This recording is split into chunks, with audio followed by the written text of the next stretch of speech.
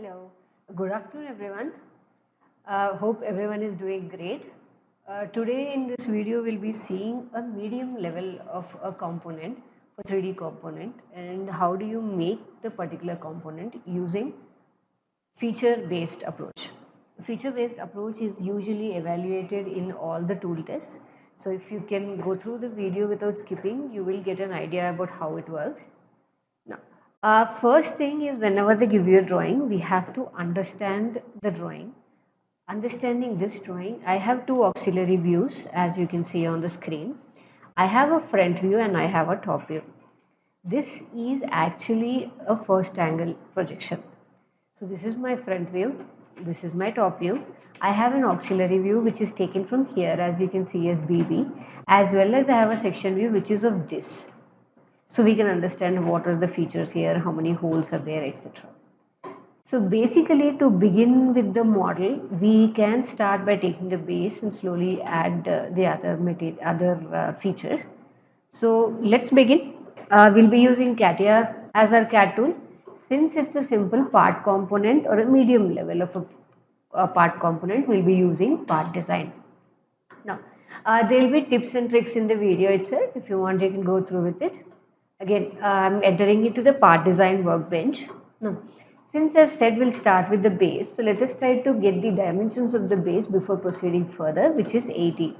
This is actually a square, which is of 80 by 80, and understanding this is in the top view. So I'm considering this as my top view at the moment. So let me try to use pad. You can also take the front view if you want. You can obviously take the front view as well. I'll just show you taking the front view as well as the top view. If you're willing to check, you can, or you can just skip that particular part of the video. This comes to 80. Sorry. And since this is 10, it's typical. So wherever there is an addition of material of this size, it means it's just 10 mm. This is supposed to be 10. And when you exit, you can add here, you can use a mirrored event. Since it's supposed to be 80, you can also give 40. This is one way of doing the same thing, or again, as I've already suggested, you can use the top view, sketch, select the top view and start working on the top view. Let me just get back to the right top view. You can adjust the H and V, but that's a different session. So I'll just put up a video later on how we can manage the H and V and then change the orientation. This is 80 and this is as well 80. So once I exit, it will ask me how much do you want to add. Of course, we have to add only 10. So I'm just giving it as 10. If you can understand the drawing, it has a draft of 5 degrees. In the front view, we can only understand that it is there in the sides of the feature. But if you check the top view, we can also understand that it is throughout the complete base. So we can give draft throughout the complete base and by selecting all the 4 faces.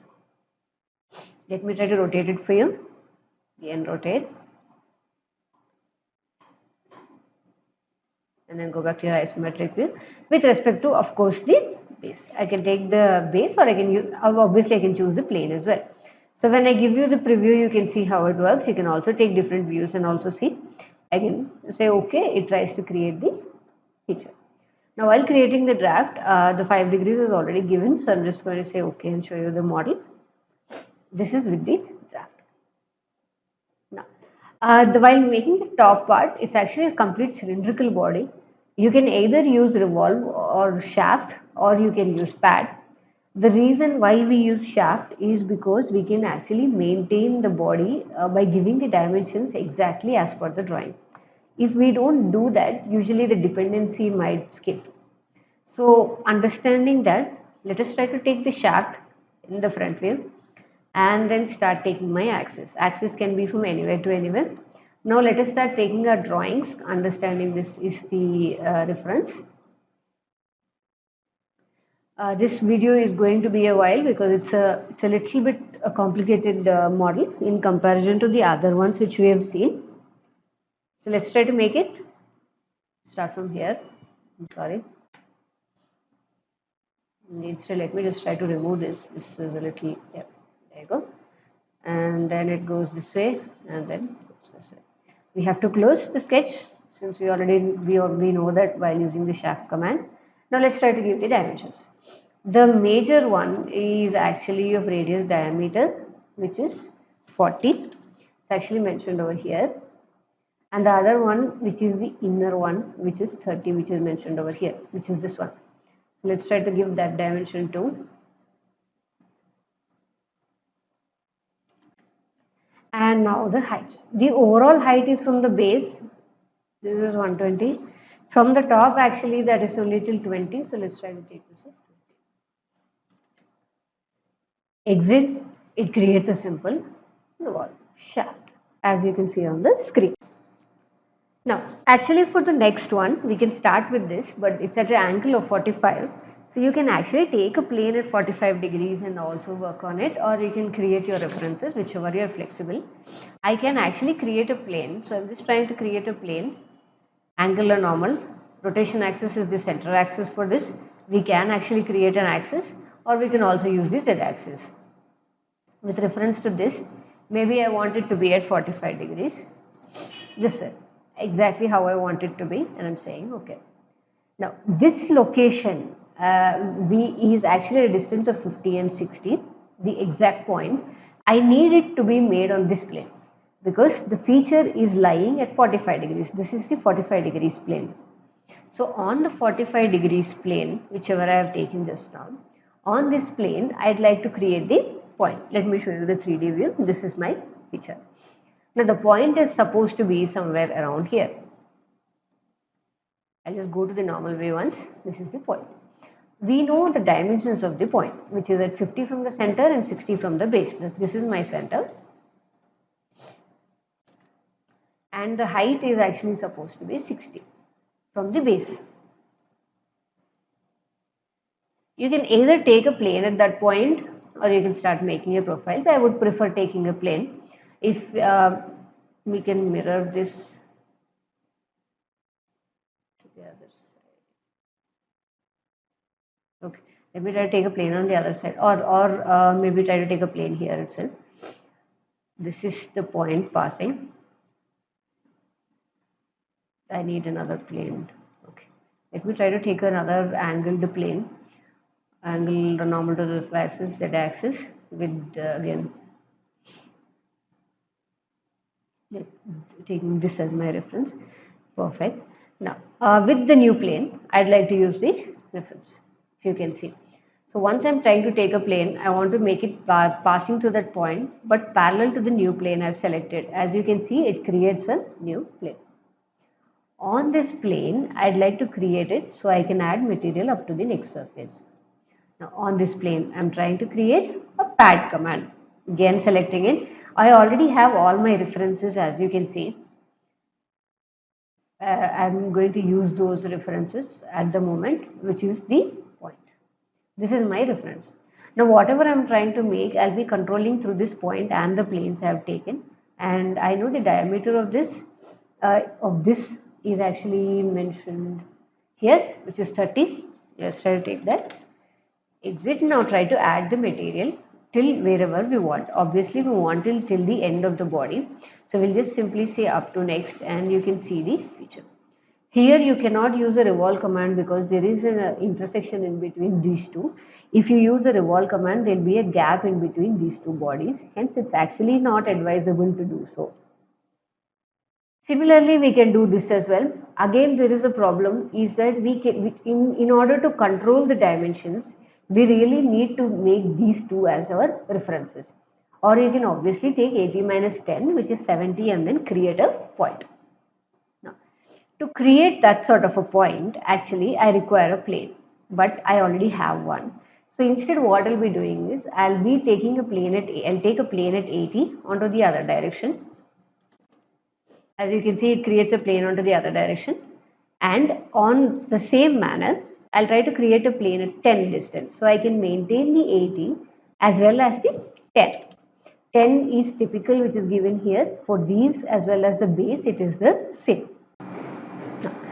Before continuing, let's try to place the points. What are the points is the position for this particular feature.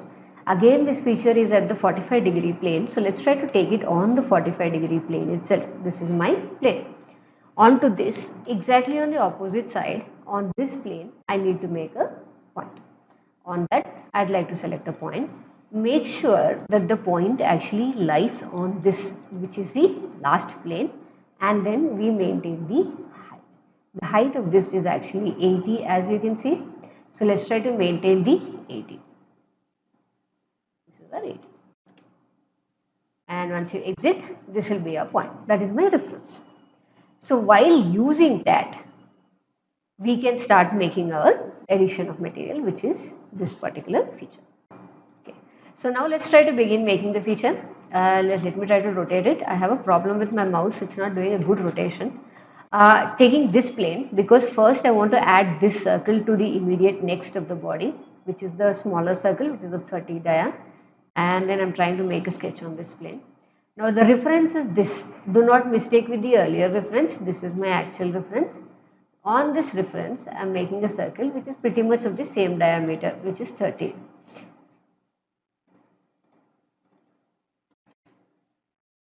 Now, once I exit, let me try to constrain it. It was actually white. Coincident X. Now, addition of material to this should be done up to the next surface it can find. Again, you cannot use revolve or shaft command here because there will be a gap.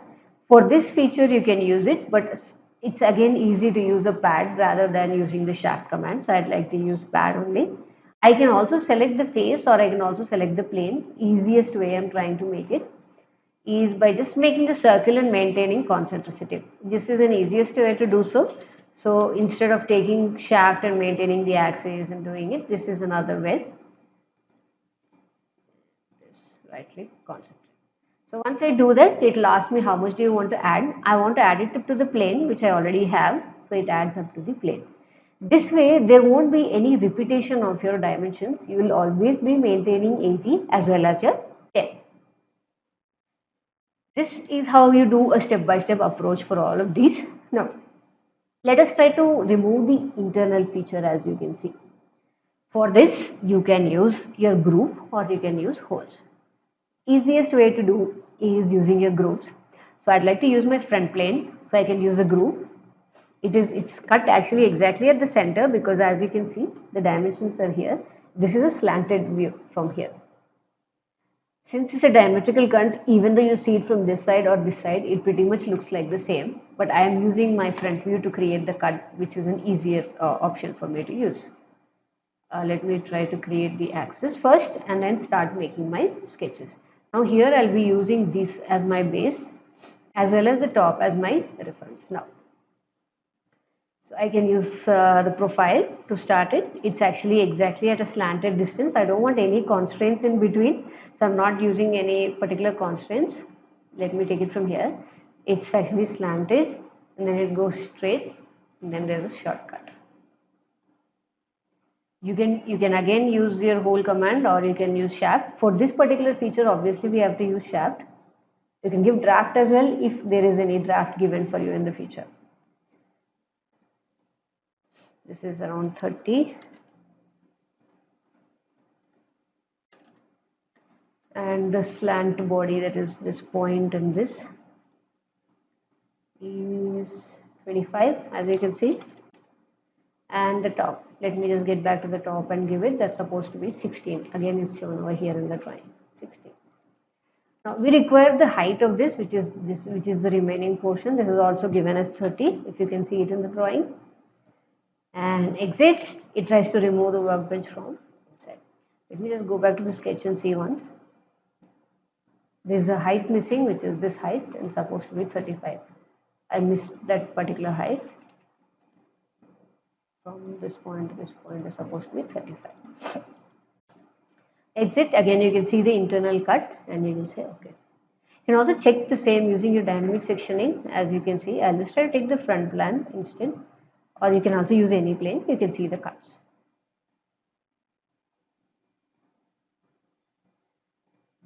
Or I just take the front plane and also show it. This is your actual cut. This is your groove feature for making this type of a internal cut. Now, since there are other holes and other holes and rounds which are supposed to be done. Let's try to finish those. There's a hole over here as well as here, which is 30 and 20. This is 20. So on this side, if we have to see, the hole is 15. So let's try to take that first before taking the 20. This is 15. It's supposed to be up to the next surface. And let's try to position the sketch. Please note, if you don't position the sketch, if you try to update the feature, the hole does not update as per the drawing or as per the model. Hence, there will be issues in failing of your features which are depending on the hole or on the pad command. There's another hole here which is 40 and 2. So let's try to take that first before proceeding with the inner hole. And first, as usual, let's try to position it.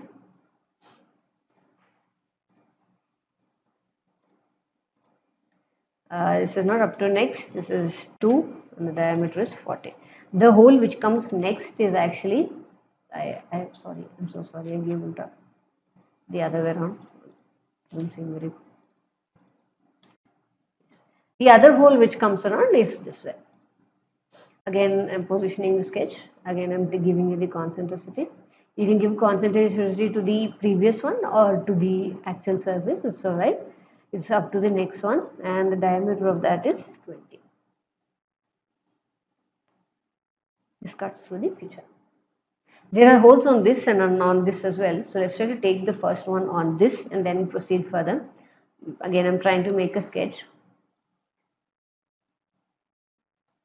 I want the point on over here. But there's actually a point. I want the point to be here. I'm not taking any further references. I'll just directly make it show you understand. This should be 60. It says on 60 PCD, so I'm just trying to take that as 60. And it should be coincident on the center because there are 4 holes. That means there are 90 degrees, so you can understand that. And the diameter is 10 since I've already given 4 into 10 and then say up to next. You can pattern these using your circular pattern. This is an easiest way of creating a pattern. You can use 4, give it a complete crown, select the axis or the reference. You get all the 4 features. You also need holes on this. Whenever you see a dimension in the bracket, that means it's a reference dimension. You need not use it, or if you can, if you want to, you can. If it's a reference, that means the 4 holes are usually in concentric with the rounds. So let us try to use the dimensions instead of not using it. That will be a better choice and actually a very sensible one. Let's try to take a point here and then mirror it onto the other side. We can use these two and then mirror it onto the other side as well. We now know the distance between them. That is, the distance between this point and this point actually as per the drawing given is 60.08.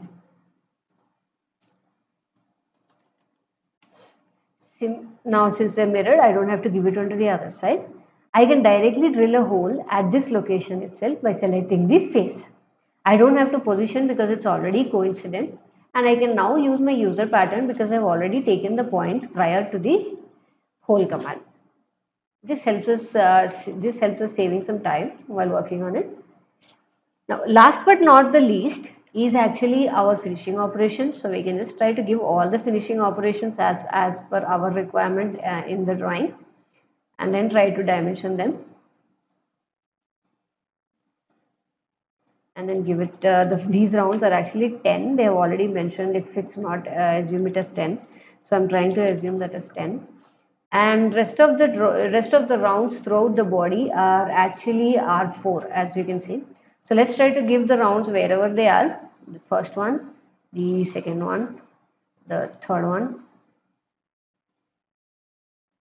and the fourth one. Actually, there's one on the top as well. As in, there's a round here as well. In this phase, as you can see here, you can see the round. That's actually 4. This is your final model. You can rotate the model and see, or you can actually cut the model at that particular location and also see how it looks like. You can use dynamic sectioning, select the plane as I'm showing it to you and see how it looks like. This is how the actual section view for us is over here. This is how you follow a feature-based approach and work on a simple tool test model, following the exact steps of how it is done. This is a medium level of a component. You can work on more harder ones or more easier ones. You can go through our channel as well. You will find more simpler as well as a little more complicated videos. Keep subscribing to our, keep watching our videos and subscribe to our channel. We'll keep posting more videos like this. Thank you for watching.